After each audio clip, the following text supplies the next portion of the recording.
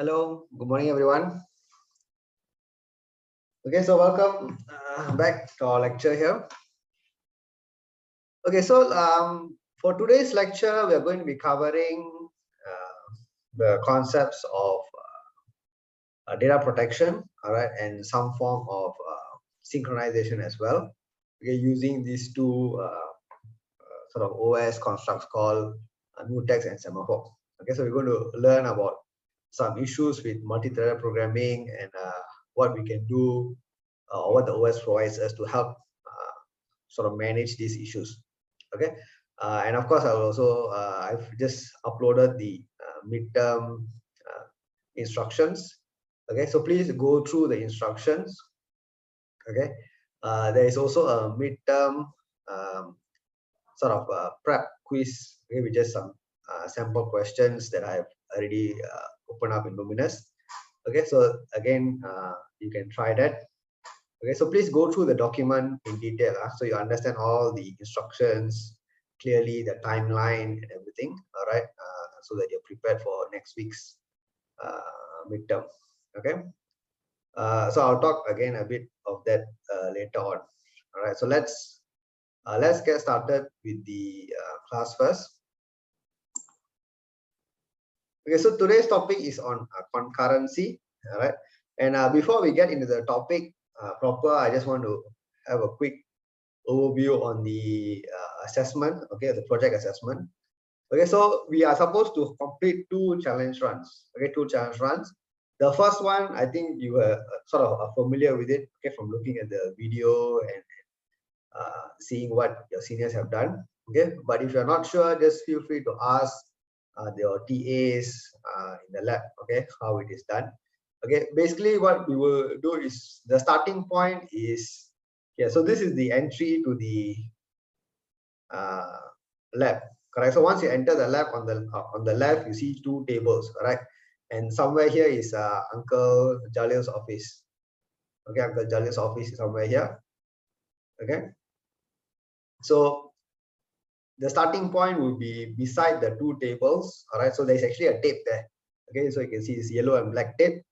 All right, and from there, what we will do is the entire section, okay, is what we will use for the first assessment. All right, so you're supposed to go around the table. All right, but of course it's not so straightforward. So firstly, there is this ramp, okay, that you need to go up and go down. All right, and then after that, there are cones placed. Okay, so for the cone, you always need to go, for a single cone, you need to go around it. All right, again, go around means you need to go to the left of it. All right, and then go through these two cones, again go to the left. All right, so it's always left and it's left. All right, and then you go the ramp. Okay, so after you go up and down another ramp, so there are two ramps. Okay, and then there are another two more cones. So for these two cones, these last two cones, you just need to make sure you go through them. Okay, so you can either go this way or you can go this way. Okay, whichever way is fine, as long as you go around the first cone and then you go back to the end point, then it is fine. Okay, so that is basically the entire run that you need to do, okay, for challenge one. Okay, so if you look at the assessment sheet, all right, basically you have 4 attempts. Okay, the first 2 attempts will have to be done immediately, one after another. Okay, so there is no trial run or anything. So the moment you take the robot, you start. Okay, and then you have 2 runs. Okay, and after the 2 runs, okay, which is done one after another immediately, then if you wish, you can come back for a 3rd or 4th round a bit later, but the 3rd and 4th round, there is already some penalty time added. All right, so if possible, try to just finish it within the 2 rounds. Okay, unless there is some real major failure that happens and your robot just can't carry on. Okay, then you come back for the 3rd or 4th round later. All right, so that is the challenge round 1. Okay, so this is again the section just beside Uncle Jalil's office. All right, and the area there. Okay, so the ramp, this is what it looks like. Okay, so currently it is inside the storeroom. Maybe next week or so, okay, when I see that more robots are moving around, then I'll set up the ramp. Okay, so right now I am not setting it up because we need to see that your robots, you are able to sort of move them around already, okay, using your app or your handphone. Okay, so once that is more prominent, then when I set up the ramp, I think then you can test it out. Okay, so the ramp is sort of a do or die obstacle. Okay, why I say do or die is because many times, okay, robots will climb all the way up here, and then just as they're reaching the top, they will commit suicide. Okay, one way or the other. All right, and usually once that happens, it is quite scary. Okay, because once your robot topples over, okay, things can break, things can fall apart, wires will come out, and then suddenly nothing works. All right, so for the practice and as for the actual challenge itself, all right, I would strongly recommend that you get your team members to stand along at the two sides, okay, just to catch the robot if it's going to fall. Okay, because really once it hits the floor, you do not know the kind of damage that can happen. Okay, so everything can just go flying everywhere. All right, so to prevent that from happening, okay, just get your team members to stand by at the sides of the ramp, okay, to make sure that in case it is going to fall off, okay, someone is there to catch it. Okay, so this one I will bring it out, okay, and set up probably next week or so. Okay, so as much as possible, like I said, keep working on putting the system together.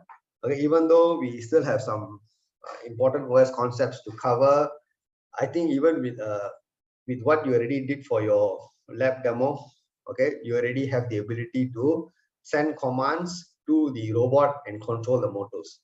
Okay, so even though the audio part, the LED part, all of that may not be fully integrated yet, you can still go ahead and actually control your robot already, okay, with what we have learned so far. Okay, so try to put everything together as quickly as possible, okay, so that you don't get too stressed, okay, as the weeks go by. Now for challenge run 2, okay, it is basically a self-driving mode of operation, okay, and this challenge run 2 will be conducted, okay, besides the sort of seminar room. Okay, so there's always the room there, okay. If you're not sure, it's basically the room where the TAs and myself we usually keep our bags. Okay, so that seminar room, a conference room. Okay, so just outside the conference room, okay, so if this is the door to the conference room, okay, there is usually a whiteboard here.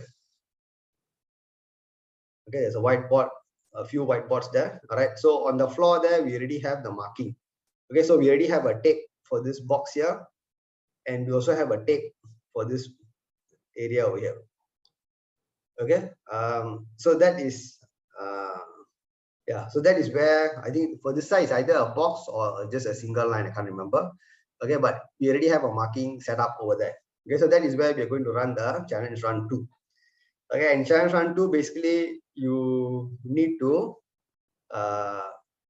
put your robot in this box, okay, and you need to make sure you can go straight, detect the obstacle, go around and come back. Okay, so we will put an extended tape over here. All right, so your challenge 2 is only considered valid if it comes back all the way past this start and stop line.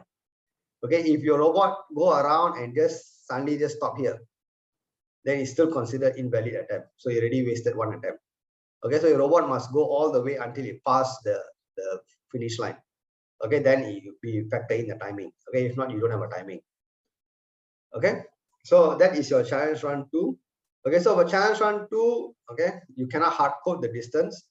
Okay, so the TAs will do a check, okay, by just putting a random obstacle,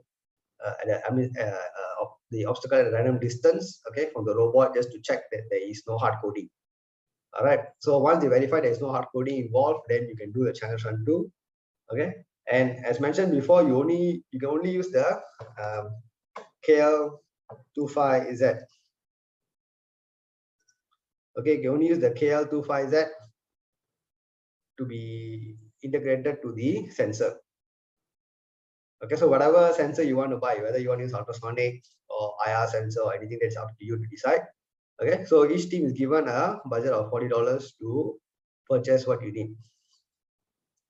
Okay, so this receipts and all, just keep it with you. Okay, whatever you buy, and at the end, after the challenge run, I will share with you all the instructions on what to do. Okay, so over the years, I think there are some students who just don't claim. Okay, some claim, but you have to only claim within the $40 budget. All right, so any receipts that you put together is more than $40, we can't process it. Okay, so only up to $40 you can claim. Okay, so you cannot submit a receipt for $45 and say I just want $40. It still doesn't work that way. Okay, so you need to sort of break up the purchases if you need to make sure that whatever receipts you have add up to $40 or lesser. Okay, and then you can claim. All right, so that is just to give you again a clearer idea of what you need to do for challenge run 1 and challenge run 2. Okay, so again, just keep working on your hardware and putting everything together. Okay, do not wait until the last 2 weeks and then try to rush through. Okay. Okay, so of course, over the next few weeks, you may still have more questions on the challenge run project. Okay, so we can discuss more as and when you have doubts. Okay, so let's get started with the actual topic for today. So in terms of concurrency, okay, so when we talk about concurrency, okay, we are talking about the ability to manage multiple activities at the same time. Okay, so before we get to that in the OS, let's look at it from the hardware perspective. Okay, and what or the different architectures that people have tried to experiment with. Okay, in terms of achieving concurrency.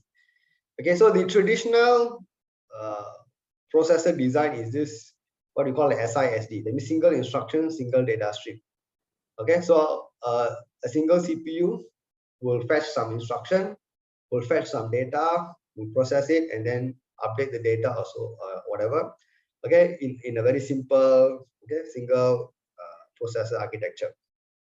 Okay, of course, then what are the alternatives? All right, so one alternative is multiple instruction, single data stream. Okay, that means when I fetch the data, okay, I can possibly send to 2 different processors at the same time, or 2 different cores at the same time, so that same data I can do 2 things with it concurrently. Okay, so I use hardware to achieve this concurrency, where I have a single data, but 2 different instructions are executing on that same data at the same time. Okay, the another way to look at it is single instruction but multiple data streams. Okay, so in this case, I have the same instruction, okay, that I want to execute. Maybe it's an add instruction or a shift instruction or whatever, but that same instruction can be executed on 4 or multiple different data units at the same time. Okay, so this is another option, and of course the third one is you mix everything together. Okay, where you have multiple instructions and multiple data all being handled concurrently. Okay, so all of these are again different ways in which people have experimented with hardware to see how we can achieve some level of parallel processing. Okay, and in terms of usage wise, okay, the SISD is basically what we have as a general processing architecture. So it's sequential in nature without any parallel features. The concurrency is at the hardware level. So this is basically because of your peripheral blocks. Okay, so you have the interrupts, you have your peripherals, and so on. So the concurrency is because of the hardware. Okay, so for example, PWM. Okay, once I configure PWM signal generation, the hardware block can continuously generate a PWM signal for me without any code being involved. Okay, all you need to do is do the initial setup. Okay, so that is what we mean by concurrency at hardware level. So the software does some initial setup, and after that, I can just do other things. Okay, single instruction, multiple data is used in things like GPUs. Okay, where you have a lot of data and you want to do some high level processing on multiple streams of data at the same time. Okay, so GPUs generally have this kind of architecture, okay, to handle multiple data very effectively. All right, MISD is rarely used. Okay, the MIMD is again for more advanced architectures, for example, distributed systems and shared memory. Okay, but again, when you do maybe higher levels of computer architecture and so on, then you will look into this kind of designs. All right, so in our case, okay, when we don't want to look at the complexity at the hardware level, we want to still keep a single processor core in our system. The way in which we can achieve concurrency is actually through the OS. Okay, and why an OS is actually a good option is because one thing is we also have the concept of memory and data management, okay, which we'll be looking at, and scheduling policy. How do I ensure that different sort of tasks have a similar or is handled in a similar way by the scheduler? Okay, so the scheduling policy is how the OS makes the decision on who should run next, who should wait, and so on. Okay, so in terms of single-threaded versus multi-threaded, okay, what is the key thing? All right, so in a single-threaded environment, okay, so you can think of it as one hand here as one thread. Okay, so when I'm running one thread, it means one piece of code. Okay, if I'm accessing a memory location, then I know that that memory location is only currently exclusively available to this particular code. Okay, and there is no issue. Okay, but when I have multiple threads, okay, running, and both of them may be running some code which wants to access a similar or access the same memory location, then you have this issue. Okay, this issue of some corruption or the integrity of the data being questioned. All right, and this is basically what we call the race condition. Okay, and we call it a race condition because, okay, it depends, okay, the outcome, okay, or the results depend on the way in which the processes interleave. Okay, so from last week's lecture and the lab, okay, you already have an idea that when you create multiple tasks, okay, when you create multiple tasks, T1, T2, T3, and so on, all these tasks are running concurrently, all right, but there is always a lot of context switching going on, all right. At any point of time, one task can switch, okay, or the OS can switch out one task and run another task and so on. Okay, so this kind of switching happens very, very fast and very dynamic. Okay, and we cannot always predict how and when a task will switch. Okay, so we will of course put in some OS mechanisms to ensure that the correct sequence happens. Okay, but exactly when it may switch, okay, we may not be able to always predict. Okay, so because of this, there could be some cases, all right, where the result of the computation, okay, may be correct at some time, may be wrong at some time. So it becomes indeterministic. Okay, and that is actually a big problem. All right, generally, okay, what I would always say is, if you have a bug in your code, if you have an error in your system, and your system always fails, okay, the error is consistent, then it's very good. Okay, if the error is consistent, it's very good, because if the error is consistent, you can reproduce the error and you can catch the error and debug it. Okay, but if the error is very inconsistent, okay, you run the code 10 times, 8 times is correct, but suddenly one time it goes wrong, then the next time is correct again. Okay, then it is a big problem, right? Because it's very random and you can't really predict why or understand why this error is happening. Okay, so a consistent error is a lot easier to debug than something that happens once a while. Okay, so and this race condition is something like that. It can happen only once a while. All right, at some random particular timing sequence, suddenly the data seems corrupted, but at all other times it seems fine. Okay, and you can't figure out what went wrong. Okay, so in most of these cases, it is because of shared resources, okay, not being managed correctly. Okay, and it maybe was working well all the while because maybe until that particular time, the way in which the task was switching didn't really have an effect. But suddenly you added a new task or you added some other code, and then the timing characteristics have changed, and suddenly the way the task interleave has changed. Okay, so that is an issue that we need to look at. All right, so let's try to understand this from this simple example here. So here we have two functions. Okay, so this function A and function B are tied to two separate tasks. Okay, thread function A and thread function B. Okay, so I'm going to create two functions. Okay, function A and function B, and both of these functions or both of these tasks, okay, function A and function B tasks, call the same function, which is increment K. Okay, and what does increment K do? Increment K just does K equals to K plus 1. Okay, so that is basically what we're trying to do, and K is a global variable. Okay, so since K is a global variable and K is accessed through a common function, we say that this is a shared resource between both task A and task B.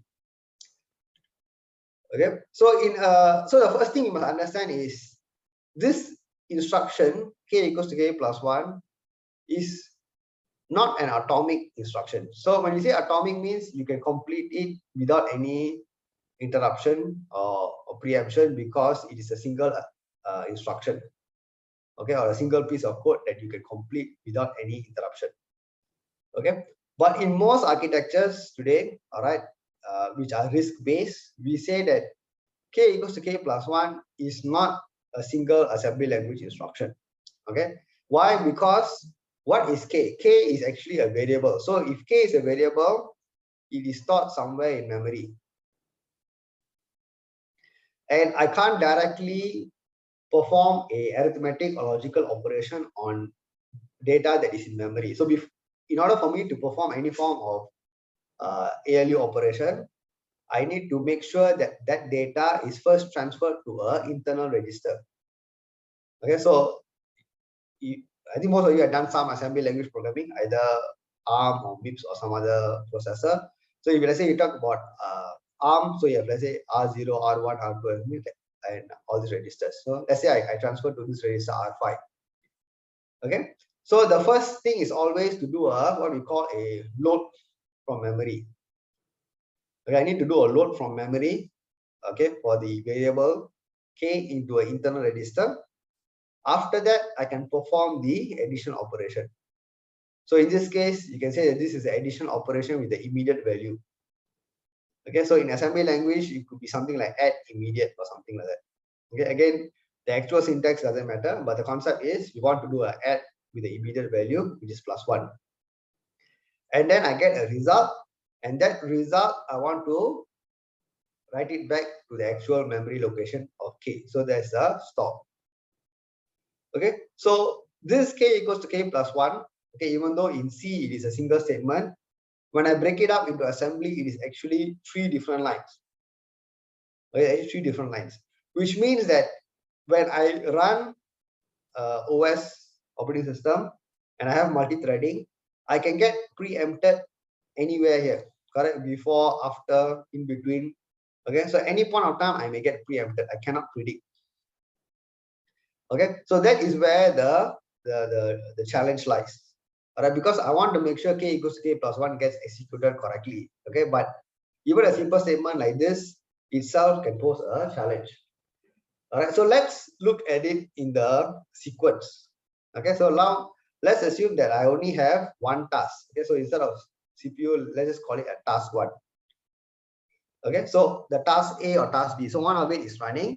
So if I have only a single task that is running, then the sequence is fine. I load, I increment, and I store back. Okay, so in this case, there is no issue. But the moment I have 2 tasks, okay, so let me just put it as tasks, so it's easier to relate if I call it as a task. So if I have 2 tasks, task 1 and task 2, and both of them are trying to access this same shared variable K, okay, rightfully, okay, if my initial value is K is 0, then the expected value should be K is 2. All right, now let's look at the possible sequence where everything falls in place nicely. So the way everything can fall in place nicely is if I do one task to completion and then I happen to do a context switch. Okay, so task one, I do it fully. Okay, so from 0, I become 1. Okay, then I write back the new value, so it becomes 1. And then task 2 runs. So when task 2 runs, it will load a 1, increment, so become a 2, and then I write back a 2.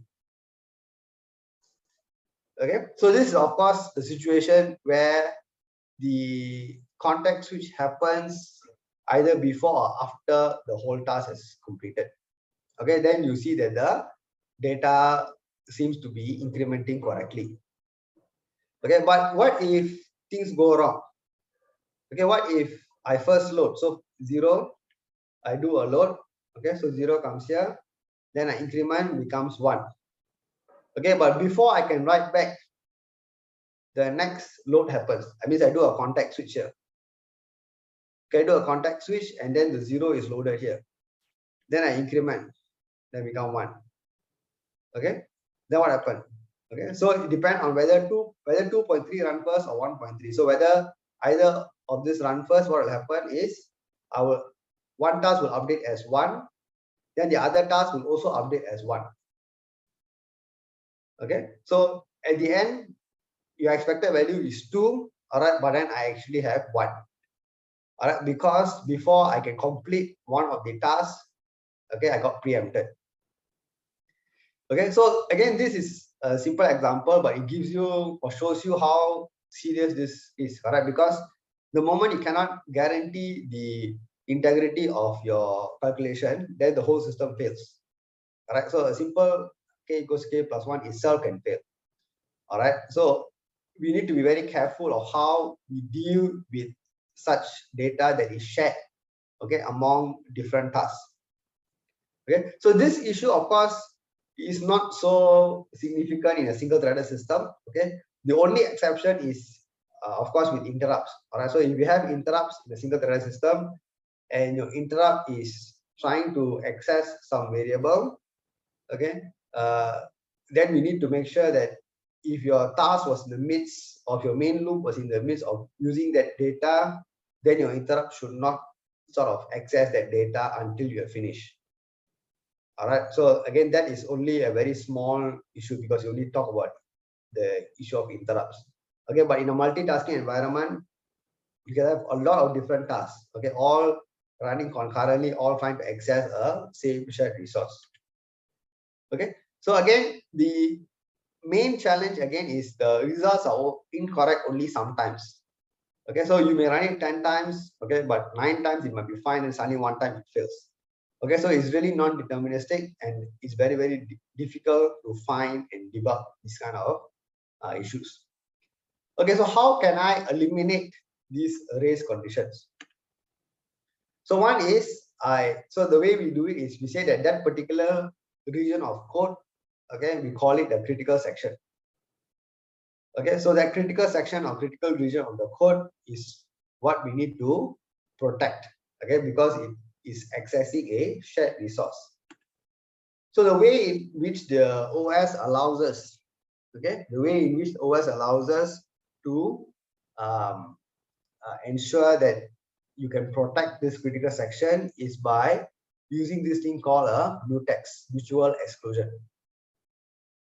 So the whole idea of mutual exclusion is that when one task gets access to a resource, okay, it will have exclusive access to it until it releases that resource.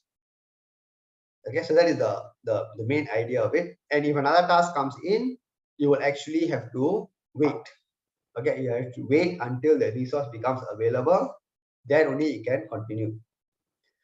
Okay, so for example here, okay, now let's assume I have 2 tasks, correct? Task A and task B. Okay, and task A runs first. All right, now in the same situation, both of them, task A and task B, want to increment K. This is the objective.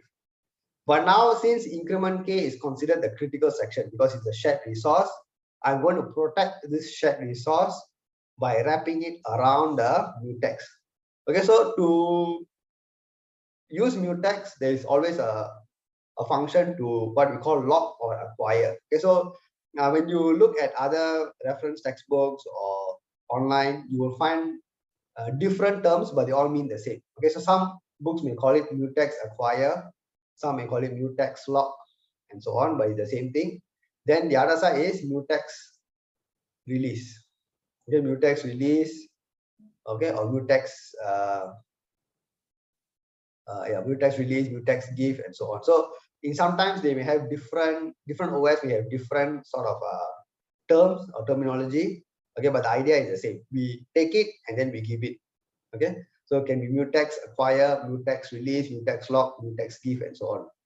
All right. So in terms of taking the mutex in our RTX, we call it mutex lock. And when I finish, I do a mutex release. Okay, so the whole idea of this mutex lock is the concept is similar to you locking your door and keeping the key with you. Okay, so if you and your, let's say you're staying in the hall, right? So you and your friend share the room. Okay, if there's only one key, okay, so whoever locks it and takes the key is the only one who can have access to the room. All right. So if I lock it, all right, then I have access to the room. Okay, and nobody else can come in. Okay, so nobody else can come in until I unlock. All right. Now, what happens if while I have locked it, okay, so I've already locked it, okay, and then after that there is a contact switch, and somebody else is able to come or attempts to run and acquire the key. Okay, so somebody else comes along and says that I want to also lock the mutex to increment k. Then the OS will say that somebody else has already locked the mutex. Okay, another task has already locked the mutex. Okay, so since there's only the concept is a single key, you have to go to a block state until the person who is currently locked it will release the mutex. Okay, so by the idea of context switching, the moment the task becomes blocked because it cannot acquire the mutex, then I'll immediately do a context switch back to the ready queue. Okay, so if I only have 2 tasks left, then I'll come back to the first task, and then I'll be able to carry on and perform this increment k function until I finish, then I release. Okay, so what does the mutex do? The mutex does not prevent context switch. Context switch can still happen. But what the mutex does, it ensures that since I already lock the access to this shared resource, even if a context switch happen, I don't need to worry, because when a context switch happen, the other task that wants to access this shared resource will try to do a lock, but since it cannot get the lock, you will be blocked, and so you will not be able to access the shared resource here. Okay, so that is the whole idea of mutex. Okay, so it is a fairly easy concept. Okay, but we just need to make sure we use it correctly. Okay, so whenever I have a shared resource, okay, or what you call a critical section of the code, okay, that I do not want any interruption. Okay, that means once I start this particular processing of the data, I want to make sure I finish it. I do not want to have anybody else interrupt and access this data that I'm currently using. Okay, so this critical section of the code, I want to protect it. So I need to make sure I lock before I start, and after I finish, I unlock or I release. Okay, so that is the idea of mutex or mutual exclusion. Okay, all operating systems have this mutex ability. Okay, mutex API. Again, some may have some other variations to it. Okay, some may have a simpler version of it. All right, so these are the mutex routines that we will use in our system, I mean our RTX5. Okay, so we first need to create a mutex, which is a global variable. Then next thing is we create a new mutex by calling OS mutex new, and subsequently the lock and unlock is mutex acquire and mutex release. Okay, mutex acquire and mutex release. So these are the 4 main things we need to be using when we are dealing with mutex. Okay, so besides mutex, there is also another thing which is what we call the semaphore. Okay, the idea of semaphore is to manage what we call resources. Okay, and what we do is we will declare, okay, a number of tokens or number of resources that are available.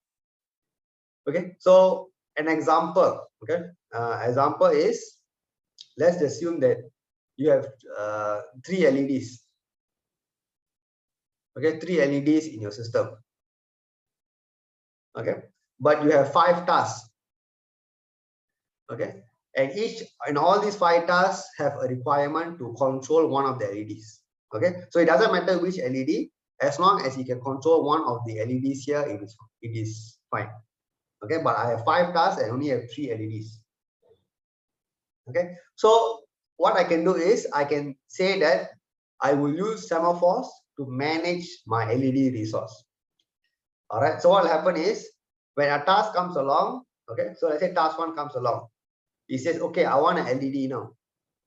Then I will say, okay, so initially I have 3 LEDs. After I give you, I have 2. Then task 2 comes along. Then I say I give you, okay, so left is 1. Then task 3 comes along. Then, okay, I give you, becomes 0.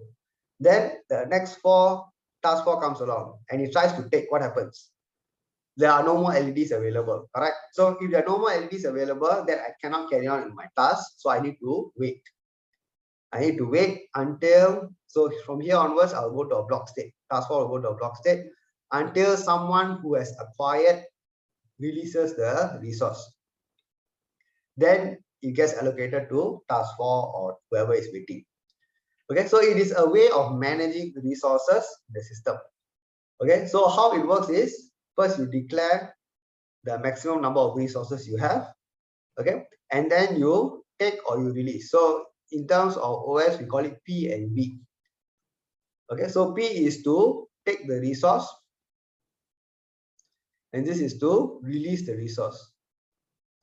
Okay, so whenever you take, you decrement the count. Okay, whenever you release, you increment the count. Okay, so of course, if you try to take when there is nothing else, then you become blocked. Okay, so let's look at this example. So in this example, we start off with 3 resources. And the first task comes along and says, I want to acquire a resource. Okay, so it becomes 2. Okay, from 3 becomes 2. Then another task comes along and says, I want a resource, so it becomes 1. Okay, and after that, the task that earlier required it releases it. So it goes back up to 2 again. Okay, then another task comes along, says, okay, I want, so I take, and another one more take. So it finally becomes 0. So once I become 0, okay, the number of resources becomes 0.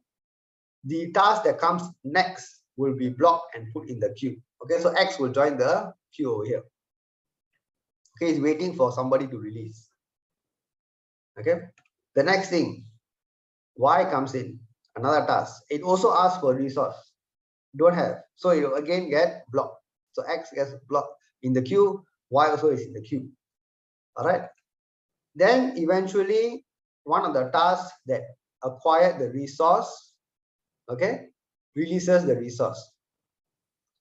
Okay, so when it releases the resource, you notice that the count doesn't increase. It still says a 0. Why? Because I take from one and I straight away give to another. Alright, I take from the task that is releasing the resource and I straight away give it to X. Okay, so the count doesn't go up. It is still the same. Only thing is now the resource has been allocated immediately to X. So X gets the resource, and because it's now it now gets the resource, it becomes unblocked. So it joins the ready queue. Okay, similarly, another task releases the resource. Okay, over here. So another task releases the resource, and again, it automatically gets transferred to the one in the queue. Okay, so the count still remains as 0. Okay, and after that, since there's nobody else in the queue, okay, whoever releases will increment the count.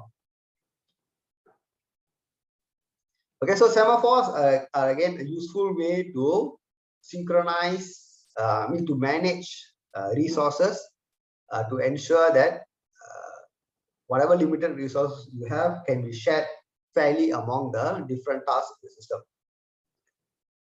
Okay, so in terms of semaphore, okay, there are a few routines here. So the first thing is you want to create a new semaphore by calling OS semaphore new.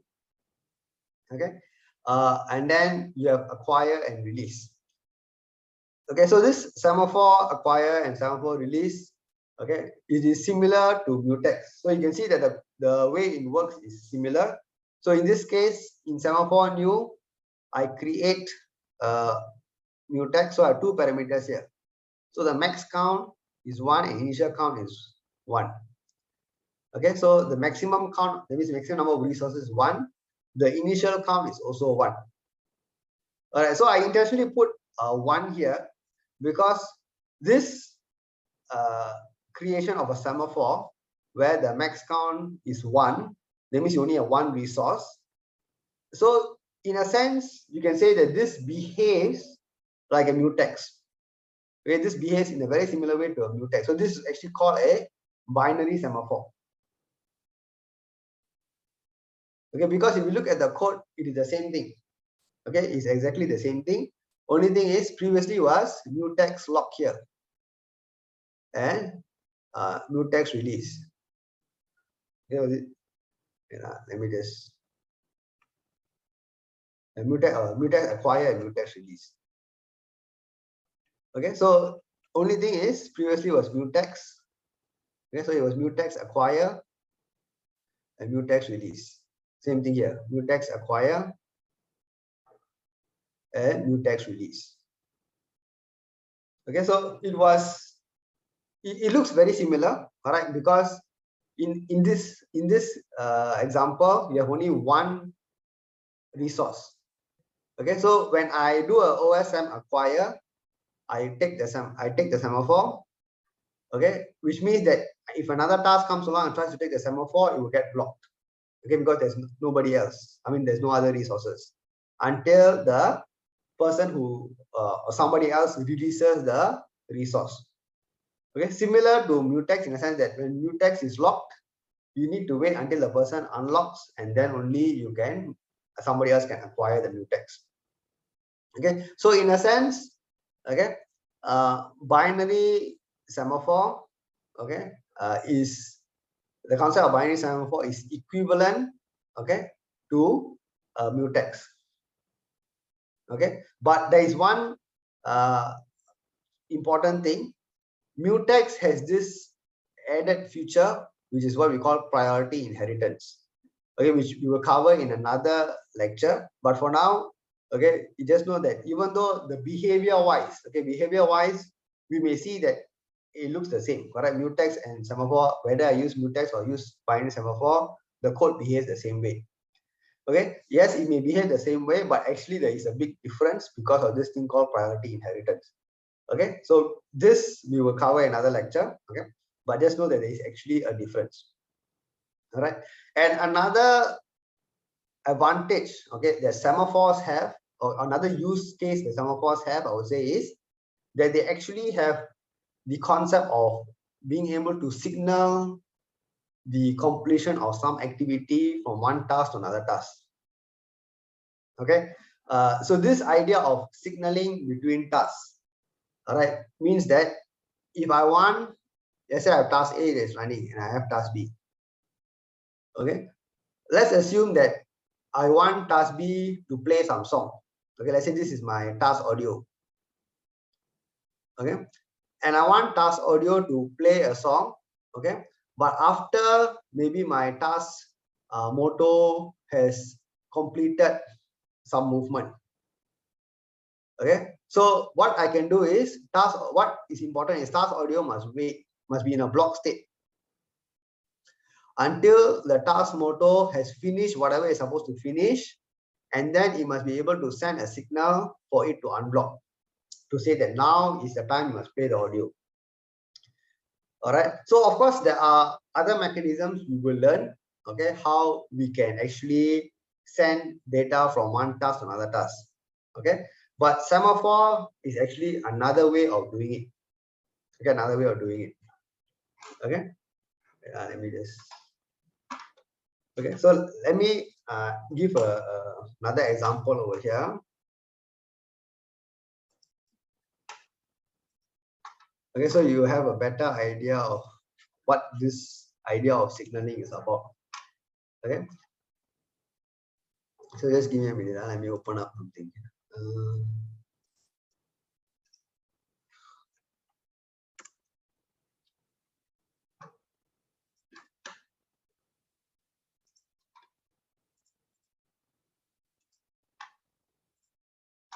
Okay, so this idea of signaling, what do I mean? So if I have task 1 and I have task 2, okay, if my initial semaphore value, okay, is, let's say 0,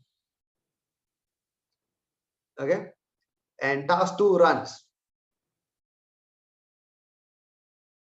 okay, and if I say sem acquire, okay, semaphore acquire, then what happens? I try to, oh sorry, sem take, let me use the correct term, sem take.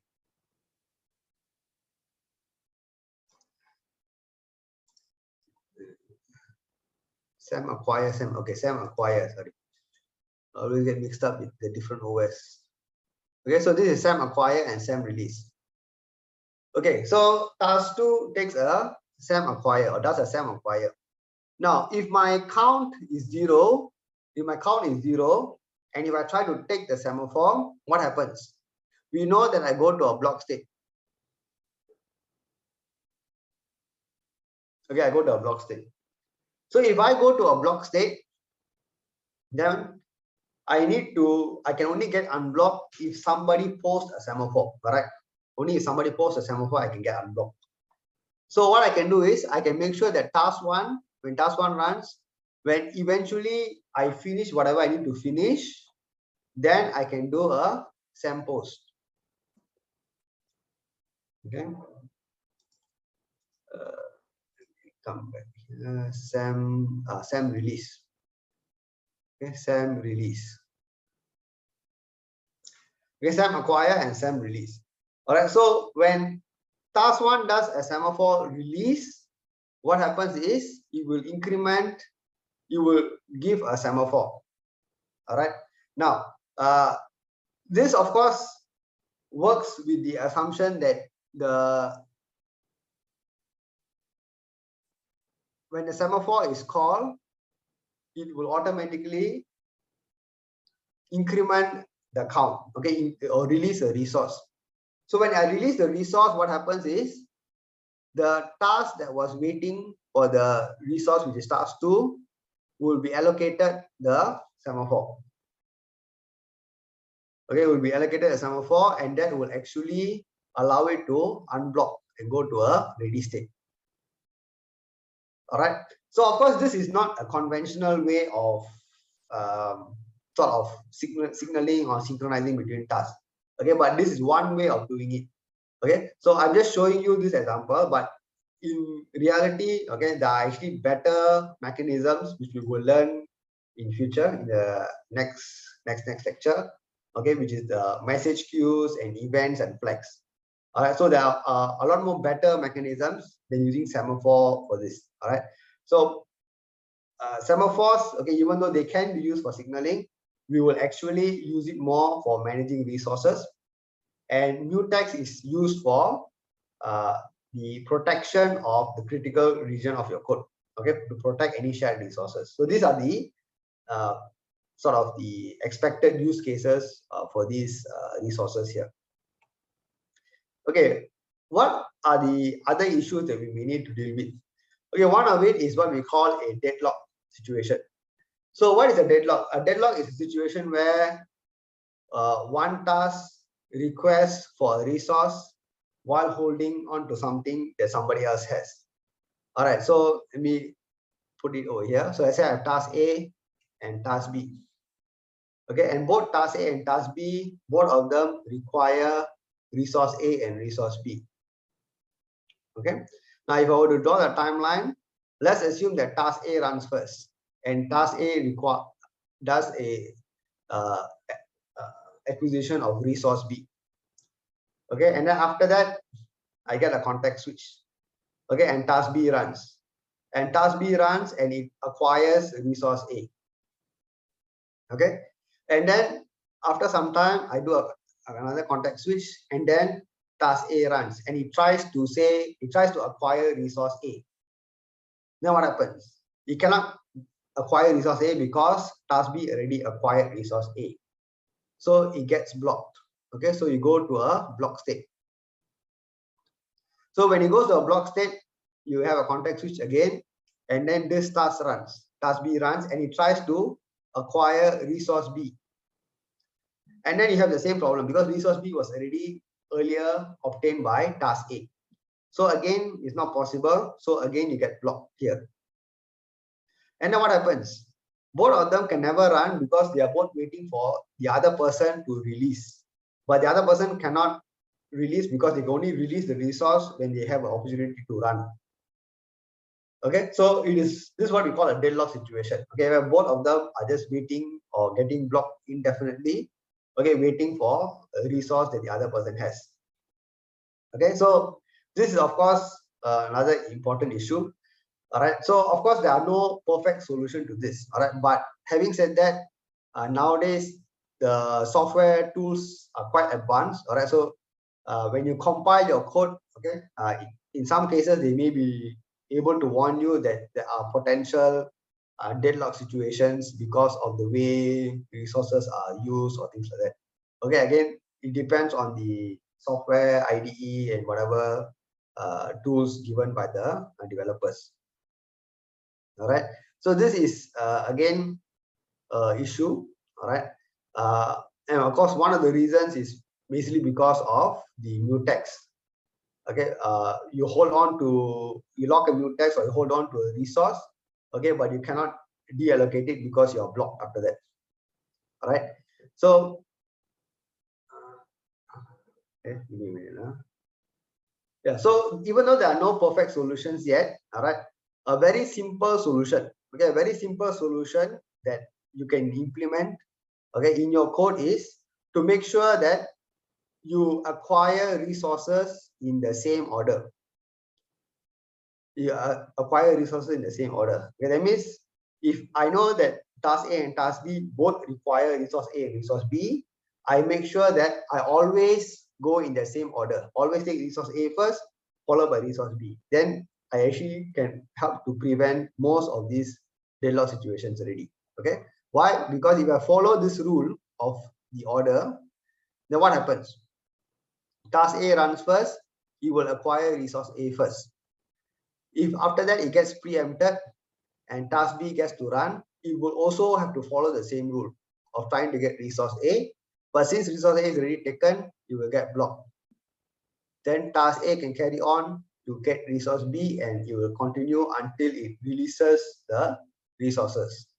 Okay, so by just following a simple rule, by making sure that everybody follows an order, then you can ensure that everybody gets the resources in the correct sequence. Okay, so that is one way of trying to prevent deadlock. Okay, but again, like I said, most of these solutions are coming back to the way the software is written, correct? Which means it comes back to human and human error, correct? So if you are working on a big project, okay, and you follow the rules, but somebody else who's writing a different task does not follow these rules, then again it comes back to a deadlock potential issue. All right. Okay, so that sort of brings us to the end of the lecture material. Okay, so just a few things that I wanted to talk about, okay, for the project, okay, before we have a break. Okay, so this static IP idea that I talked about before, and is in the slides and all, I mean the handout. Okay, it doesn't always work, okay, because sometimes when you use a different hotspot, you have a different IP address and you need to keep changing it. All right, so one alternative way is in your user interface, you have a text field, all right, where you key in your IP address. I think some of you already have tried it. All right, and then subsequently, okay, so again, once your ESP32 is connected to your hotspot, you look at the IP address and then you key it in your app or user interface, and then you just append all your commands to the IP address, okay, and send it across. Another thing is the UART. Okay, so you are supposed to use interrupts, okay, for the project. You only need to enable the receive interrupt. Okay, your KL25Z is not transmitting anything out, okay, from the UART that is connected to the ESP32. Okay, so the KL25Z is only receiving data. Okay, so the ESP32 is only sending data to the KL25Z. Okay, through the UART. So here I transmit, here I receive. All right, so for the KL25Z, you only need to enable the receive interrupt. You don't need to enable transmit interrupt because you're not sending anything out using the serial. Okay, so that is another thing. Okay, you can take note of. And the last part is the UI design for your control. Okay, again, whether you want to create an app or you want to create a web app or HTML web page or whatever, that is up to you. Okay, so whatever interface you design is totally up to you. There are no marks for any fancy interface that you want to design. Correct. So the main idea of the user interface is that you must be able to sort of comfortably navigate your robot while it's doing the challenge. Okay, there's no point having a very nice, beautiful UI, but you're not able to control your robot accurately. Okay, so focus on what works for you. Okay, whether you want buttons, you want slider, anything. Okay, but what works for you in terms of having good control over your robot. Okay, so focus on that and develop a user interface that works for you and whoever is controlling the robot for the actual run. Okay, so those are a few things that I wanted to just talk about for the project. Okay, so now is a good time. Okay, it's 11 o'clock. Let's go for a break, a 10 minutes break. Okay, when we come back, we will look at the lab for this week, which is on the Mutex, okay, and try to have a better understanding of how it works. Okay, so let's go for a 10 minutes break. Okay, we'll come back in 11:10. Okay, and then we will look at the lab. Okay, so if you have any questions, you can just put in the chat first. Okay, later when we come back, we will address those questions. Okay, so welcome back. So let me address the questions in the chat first. All right, so the first question is, do we say that the tasks are concurrent even though they are still one at a time but switching very fast? Okay, yes. Okay, we still say that it's concurrent. All right, so because the switching of the tasks at the background managed by the OS is very, very fast. All right, so that gives us this illusion of concurrency. So we say that the tasks are concurrent. Okay, but technically we know they're not, but the term that is concurrent is accepted once we are running it on our operating system. Okay, and another question is, do we need to use volatile when we use Mutex or semaphores? Okay, so when we use Mutex and semaphores, okay, we are dealing with the concept of controlling access to shared variables, okay, between tasks. Okay, the volatile keyword for a variable should be used if that variable is also accessed in an interrupt. Okay, because the interrupt code is the one that is needs to be factored in, that it can happen outside of the current scope of the code. All right, but when I have a variable that is, or a shared resource between different tasks, and it's only within the task, then you don't need volatile.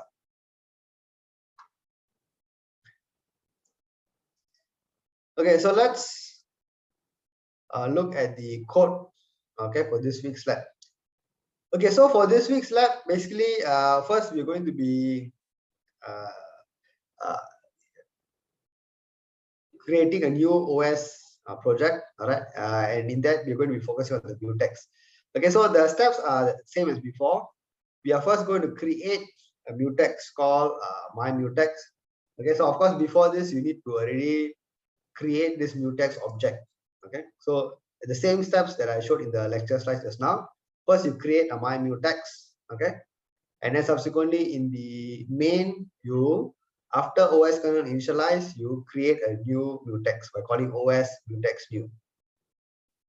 Okay, and then I still have my LED red, LED green as before, the same two threads. Okay, so in now, I mean, in this example, I'm treating my LED as the shared resource. Okay, I'm treating my LED as a shared resource. So what I'm going to do is, I'm going to make sure I acquire a mutex first. After that, I control my LED, and after that, I release the mutex. Same thing over here. I acquire, control the LED, and release the mutex. Okay. Now, before I run this code, okay, okay, what is the expected behavior, okay, from this? Okay, so let's first get a poll. Okay, so what do you think will be expected behavior from this? Okay, where both my LEDs are protected, red LED thread and green LED thread are protected from with using a mutex.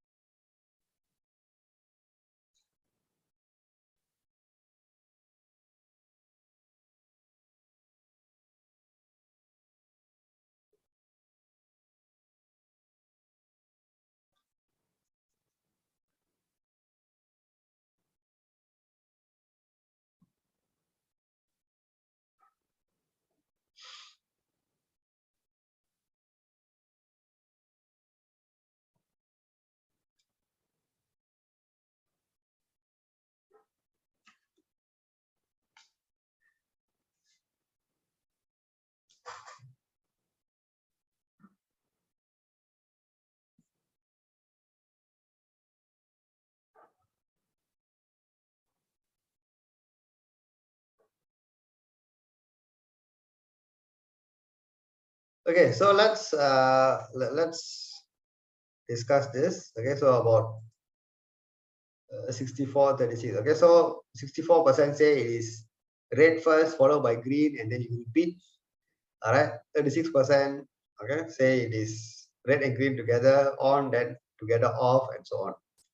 Okay, so let's look at our code, okay, and try to see what is going to happen here.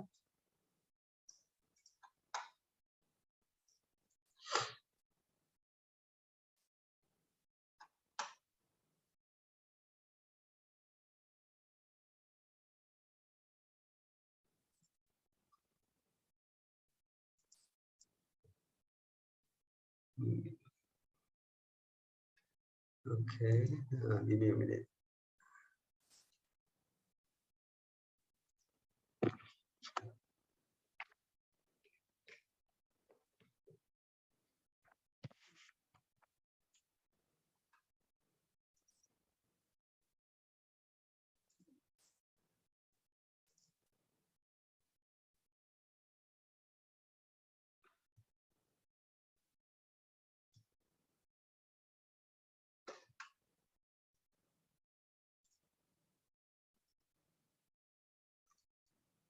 Okay, so the code is, again, we are using a mutex to protect the LED. So we have the same acquire and release for the green thread as well as the red thread. Okay, so if I run it now, okay, so the red lights up, followed by green, red, green, and so on. So it's a loop continuously. Okay, so let's understand this better. Instead of just taking it as just simple blinking, it's beyond simple blinking. Right? So a lot of things are happening in the background. All right, so let's understand exactly what is happening. So I have a red thread, okay, and I have a green thread. Okay, so the first thing is, since red thread was created first, that is in the front of the queue, so the red thread will going to run first. Okay, so when the LED red thread runs, it is going to acquire the mutex. Correct. So I'm going to acquire the mutex. So once I acquire the mutex, I'm going to say on the LED. Okay, so I switch on the LED. All right, and then I say delay. So delay for 1 second. Now, when I call a delay, all right, we know that the contact switch will happen. All right, so until that point of time, okay, we can say that this was in a ready state. Okay, and then I have a contact switch. All right, and when the contact switch happens, I will go over to the LED green thread, and the first thing that I try to do is I try to acquire the mutex. So the first thing when I do is when I switch to run state, I say I want to acquire the mutex. Okay, but since the mutex has already been acquired by the red LED, the OS will not allow this task to carry on and will transition it to a block state. Okay, so it will remain blocked. Okay, so how long will it remain blocked? Okay, because the moment it goes to a block state, okay, I will be able to not say transition back. Okay, once I go to a block state, I go back to the scheduler, correct? So the scheduler will see that I have this green task that is blocked and my red task that is currently delayed for 1 second. So there's no way I'm going to come back to my green task until I get unblocked. And the only way I'll get unblocked is if somebody releases the mutex, correct? So since the delay task has to wait for 1 second, when 1 second is eventually up, I will unblock. Okay, so when I unblock, okay, I will off and then delay again. Okay, so you will do the same thing. I will off, okay, and then again. Okay, so let's make this another 1 second delay. Okay, so I call a delay again. Okay, another 1 second over here. Okay, eventually after I finish that second delay, when I come back out, I will be able to release the mutex. Okay, so at some point of time when I finish that second delay, then I release the mutex.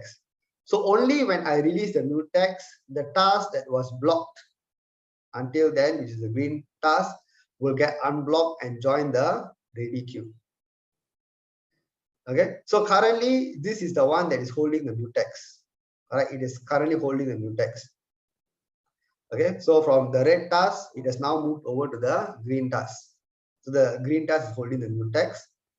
Okay, so even though it is having the mutex is ready state, doesn't mean it will run yet, correct? Because the current task is still running.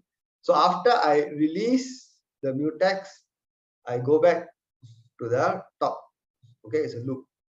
Okay, so I go back and I say I want to acquire. Okay, and when I say I want to acquire, what happens? It is not available because the mutex has already been taken by the green task. Okay, so because of that, then I will go to a block state. Okay, and then my green task can actually transition and carry on to run. Okay, and then the green task will do the whole thing again. Okay, so even though we see it as just blinking, okay, a lot of things are actually happening in the background. Okay, in terms of the switching of the tasks, the states, okay, and all these things that we see here. Okay, so we see the blinking, but actually the mutex is helping to ensure that the flow or the sequence is such that red first, followed by green, and then back to red and green and so on. Okay, so as you can see, the whole objective of the mutex is quite visible here. All right, that means the moment I lock access to the LED, the task that is currently holding the mutex is the only task that can blink the LED. Until another task acquires the mutex, and that task can blink the LED. All right, so this is again useful when I have, let's say, only one resource. Let's say I have only one buzzer, but I have a lot of tasks that want to use the buzzer. Correct. So whichever task acquires the mutex with the buzzer can play the music. Until I release that, another task can play the music and so on. So you can always control access to a particular resource that is shared by making sure that you lock and unlock whenever you want to access that critical region of the code. Okay, so that is how this mutex works. All right, now of course this is a perfect scenario. Okay, everything is working well. Now let's change things up a bit just to understand, okay, what exactly is happening and what are the things we should or should not do. Now coming back to this, okay, LED red, LED green. Now what I'm going to do is I'm going to make a slight change.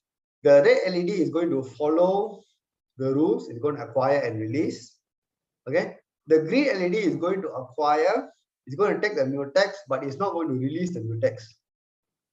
So I'm going to comment out this. Okay, so only red LED is acquiring and releasing the mutex. The green LED is going to take the mutex, but it's not going to release the mutex after that. Okay, that means it's going to hold on to the mutex. Okay, so what do you think will happen if I do this? Okay, so let's again get your opinion on this first.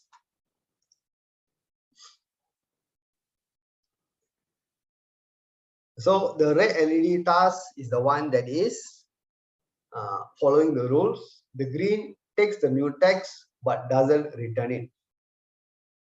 Okay.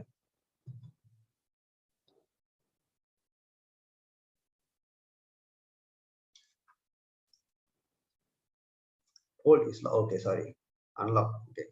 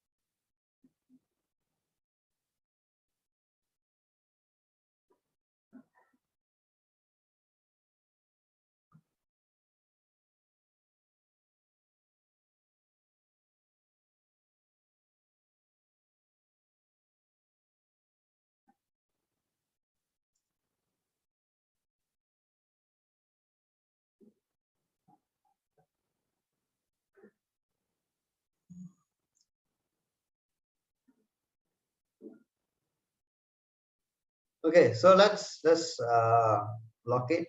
All right. So majority, okay, 79 say that it is red one time, green, and then subsequently only green is going to be blinking. Okay. 21% say is red followed by green, and then after that there's nothing. Okay, there's nothing. Okay, so let's observe what's going to happen.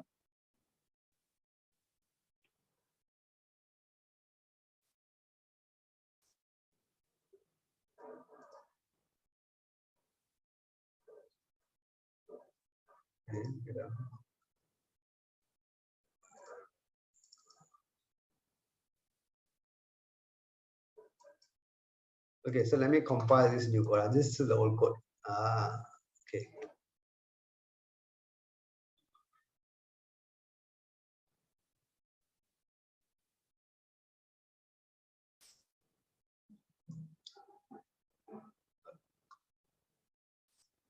Okay, so again, just to look back at the change, the red LED, there is no change. All right, it is still following the rules. It acquire and release. For green LED, it acquires but does not release. Okay, so let's just see what happens when I run. So red blinks one time, green blinks one time, and there's nothing after that. Okay, so each LED only blinked one time. Okay, and then there's nothing after that. Okay, so why is this so? So coming back to here, so the first part is the same. Red runs, it acquires. Green runs. Okay, so eventually when red releases, green runs. Okay, so when green runs, what does it do? Okay, it runs, it acquires the LED. I mean, acquire the mutex. So it already acquired the mutex. Okay, so it switch on the LED. Okay, it ons the LED. Okay, and then let's do the delay quickly here. So delay 1 second. Okay, so in that 1 second, again nothing is going to happen because the other task is blocked waiting for the mutex, correct? But after I finish, I off, and what do? I do not release the mutex, correct? So if I do not release the mutex, okay, then in my code, what will I do? Okay, so in this example, right now what's happening is this code is not there. All right, so when I off, after I off the LED, I go back and I try to acquire a mutex. Okay, so after I finish, I go back and I call acquire again. So this is again, I think the point of confusion here. Okay, the mutex is already acquired by the green thread, but I call acquire one more time. So what will happen? Okay, the way the OS behaves is it follows the rules very strictly. Okay, so when it says it wants to acquire a mutex, it expects to get the mutex. Okay, so even though the mutex was already acquired earlier, okay, by the green task, when you say acquire, it will try to do another acquire one more time. Okay, and this time when it tries to do this acquire, it will realize that it is not available. Okay, so it does not take into consideration that it was its own task that actually acquired the mutex. As far as is concerned, each acquire is a new attempt to acquire a mutex.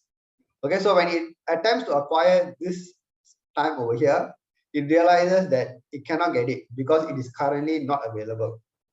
Okay, it's not available because it has already been acquired. So this will cause the task to go to a block state. Okay, so if this task goes to a block state, okay, and it has not released the mutex, the red task is also still in the block state because it also tried to acquire and it is still blocked. So eventually both the tasks are just blocked indefinitely. Okay, and they're not able to carry on running.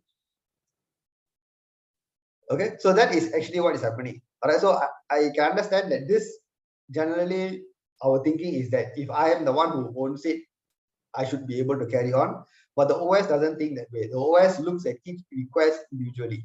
Okay, so when it says I want to acquire, it will attempt to acquire. Okay, so as far as we're concerned, the mutex is not available. Okay, because it has already been acquired earlier.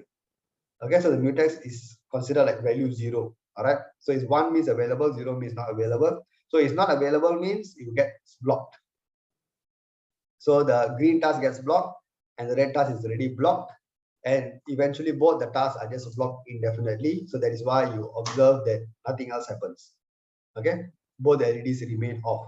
Okay, because both are in the block state. Okay, so that is one thing I wanted to show you.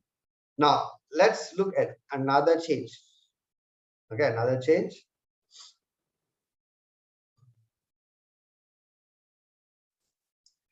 Okay, so in this, what I'm going to do is, in this last change, what I'm going to do is, I'm going to keep red as it is. Okay, so let's come back to the idea of the mutex. Okay, so we know the concept of the mutex is to protect access to a shared resource. And what is this shared resource we're protecting? The LED. Correct. So we are saying that whenever I want to control the LED, I must lock the mutex. I must control the LED. I can control the LED, and after that I release the mutex. Okay, so LED red thread is going to do it the correct way, but the LED green thread, I'm going to remove the entire mutex part here. Both the acquire and release I'm going to remove. Okay, so the LED red thread is the one that is following the rules, correct? It is taking the mutex, okay, which is tied to the red, which is tied to the LED, and after that I release the mutex. Okay, in the green thread, I am not taking any mutex at all. Okay, both the acquire and release has been commented off. Okay, so what do you think will happen in this situation here? Okay, so let's again run a poll over here to see what you think.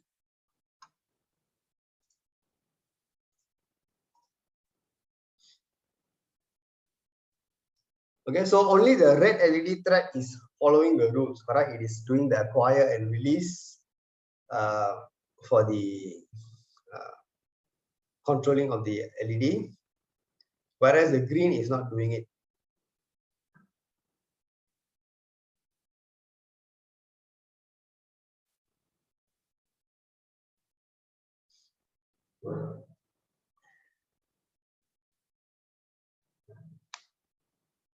Okay, so this example here is, I would say, a very important example. Okay, because it gives the idea of what is so important about using mutex that is often overlooked.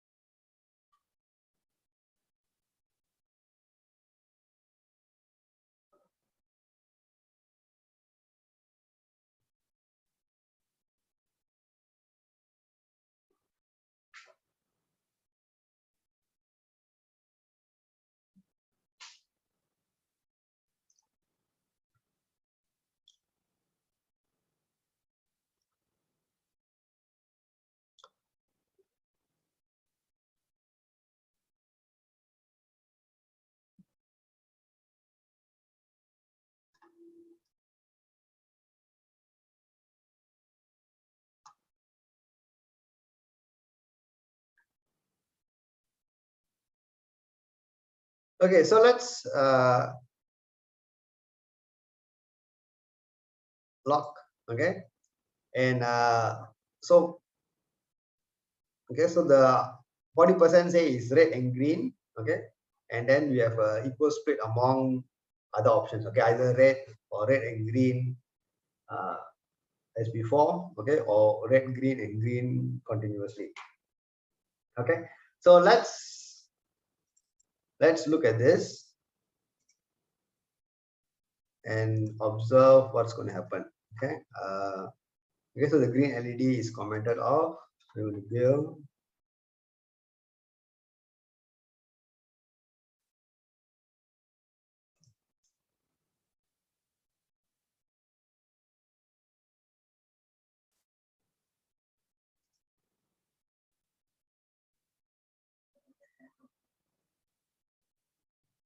Okay, so let me run it now. And what you observe is yellow, correct? Which basically is the red and green together. Okay, red and green together. Okay, continuously flashing. Okay, so why is this very important? Why is this so significant?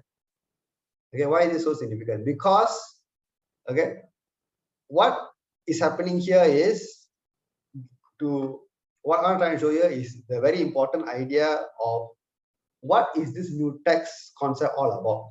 Because right now, I kept mentioning that the mutex is tied to the RGB LED, correct? So RGB LED is the resource, so this mutex is tied to the resource. So when I acquire the mutex, I must be able to control the LED. Okay, in the current code, the green LED task does not use the mutex. It is just directly controlling the LED. So how does it still work? Okay, it works because the concept, okay, or the thought that the mutex is tied to a resource is only in the programmer's mind. Okay, it's only in your mind. The OS has no idea why you created a mutex. It just follows the rules of the mutex being used. If you try to acquire, if it is available, you will get it.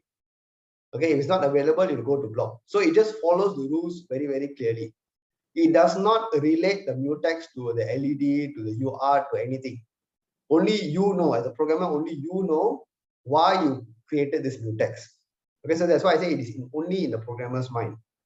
Okay, so, and this brings to another important issue, that when you create a mutex, you have this thought in your mind that, okay, I want to use this mutex to control the LED. But if you do not follow these rules correctly, or if somebody else in your team does not follow these rules correctly, then what happens? One person who wrote the LED task did it correctly. Then another person who wrote the green task did not do it correctly. And then you realize that something is going wrong. Okay, so in this example, basically what is happening is your red LED task is doing it correctly. It acquires the mutex, is on, is delays. But the moment you delay, you do a contact switch, the green task is no longer doing any acquire. So it's not doing anything related to the mutex. So it's just going to go ahead and switch on the LED. Correct? And then you will go and do another delay of 1 second. All right. So as we saw last week, similar to last week's code. Correct? And because the red and the green are very, very close to each other, you see it as yellow. Okay. Of course, if you put a breakpoint in step 2, you will see the red followed by the green. Okay, being switched on after that. But technically, you observe it as yellow because both light up together. There is no longer any delay between the stopping the green from running while the LED is on. Okay, because the green is no longer using the mutex.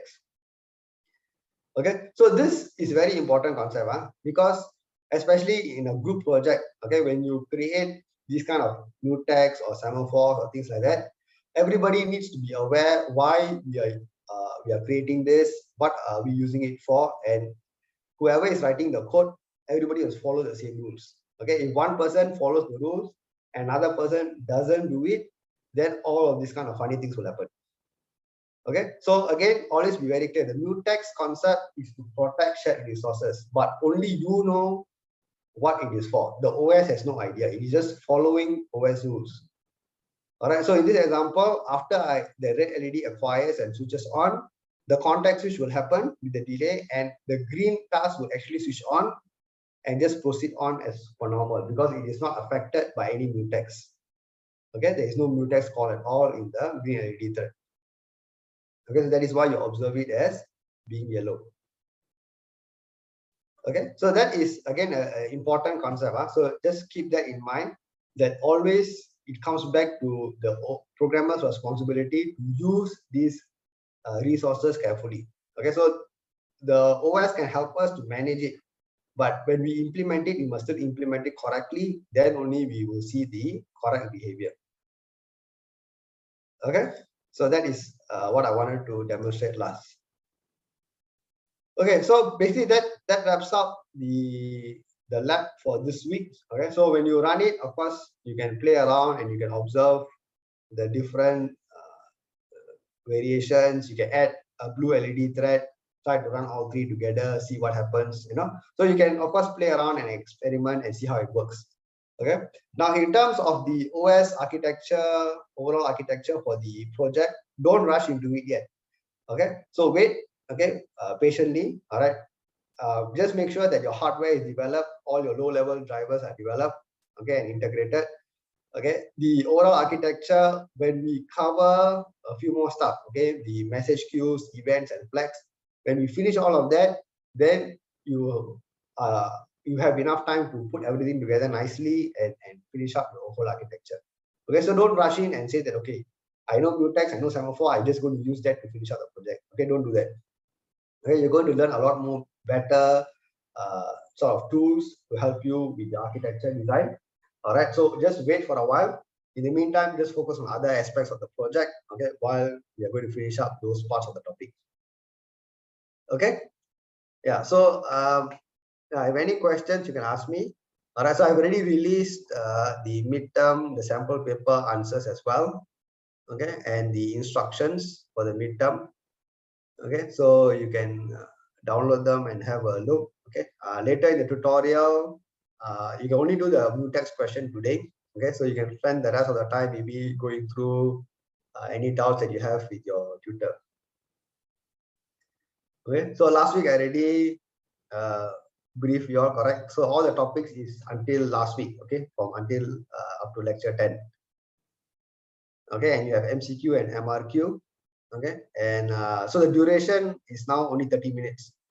Okay, because there's only 10 questions. Okay, so previously I wanted to put more questions, but I reduced the number of questions. So from 40 minutes, it comes to 30 minutes. So that's the only change. Okay, other than that, everything else is inside the instructions document. Okay, so please go through the document. Make sure you can access the clarification form and the queries form. Okay. Yeah, so if any questions, you can ask me. If not, I will see you all in the lab.